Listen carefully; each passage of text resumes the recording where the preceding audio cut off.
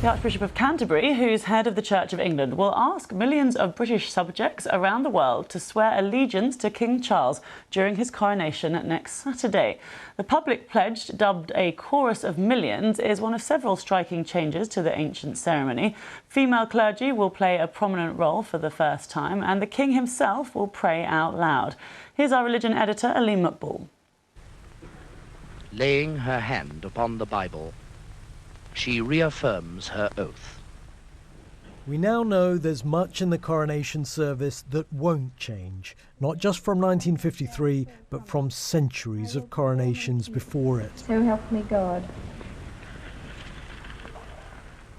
This is the Bible Queen Elizabeth kissed during her coronation service.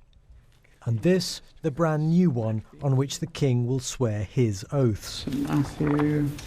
Those oaths go unchanged, but before them, the Archbishop of Canterbury will explain the Church wants to ensure people of all faiths and beliefs live freely. So there's nothing that offends against Christian worship, but we are very clear that our society today is very different from 1953, and that means there needs to be a clear recognition of all the elements of society. Well, those new details from Lambeth Palace show there will be a hymn sung in Welsh, in Irish Gaelic and Scottish Gaelic, but also that for the first time there will be significant involvement from people of non-Christian backgrounds, both during the service and also with faith leaders greeting the King at the end of it. These elements are no surprise for a king who's long been known for his engagement with people of other faiths. Come and have a seat.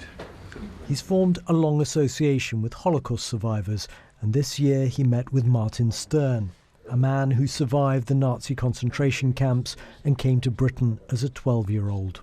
To be received by the head of state of this fantastic country, you know, it's beyond words. It means a terrific lot. We were treated as rubbish, you know, fit to be burnt, ground up and disposed of in landfill.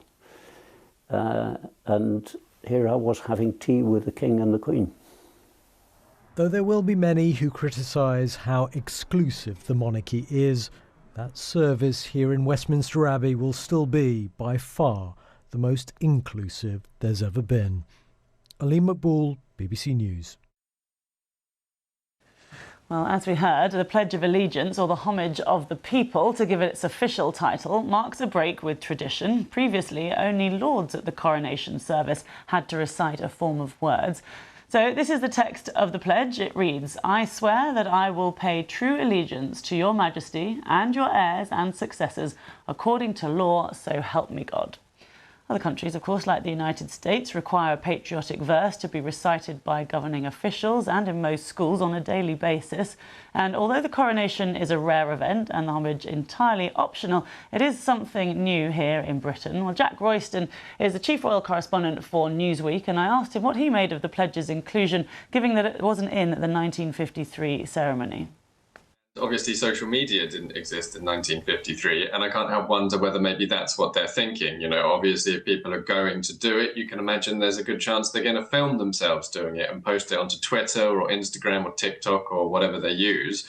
But I do also slightly wonder whether they might have kind of opened a door here for anti-monarchy campaigners to kind of get a new tool for raising their campaign at the coronation. Obviously, it's a big day for them as well, which they've been preparing for many, many years as well. And I could well believe that they might well hijack it with a slightly alternative message for the King on Coronation Day. Yes, you think it does open them up to a bit of vulnerability there. And also, I suppose, the question is millions of people around the world. I mean, at a time when there are places in the Commonwealth who are talking about breaking away, I mean, would you expect millions of people to be, you know, shouting at the telly, you know, in terms of shouting their allegiance, or maybe just shouting at the telly? Well, absolutely. In those Commonwealth realms, you're talking about countries like Jamaica, which has given a very strong indication that there's going to be an independent referendum. So, yes, you're right. I would imagine in some of those countries, it's much more likely to be shouting at the TV. And, you know, the word allegiance is a strong word for a lot of people. And I think particularly in those countries that were part of the empire many, many years ago and have been on a long journey towards becoming nations that stand on their own 2 feet and are much more independent from Britain. But honestly, I think there probably will be quite a lot of people in Britain too who see that issue the same way and would not particularly view their relationship with monarchy as one in which they pledged allegiance. But of course, for the royalists, this, you know, I'm sure there will absolutely be people doing this. And you might remember that after the Queen died, there were crowds gathered outside the gates of Buckingham Palace who kind of spontaneously burst into singing "God Save the King."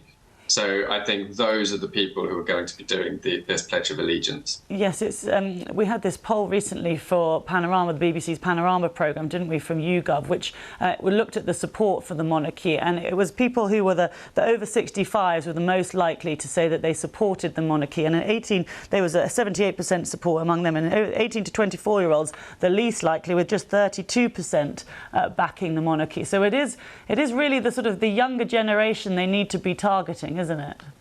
Absolutely, and I think one of the real issues for that younger generation is Britain's history with colonialism and the royal family's role in that history.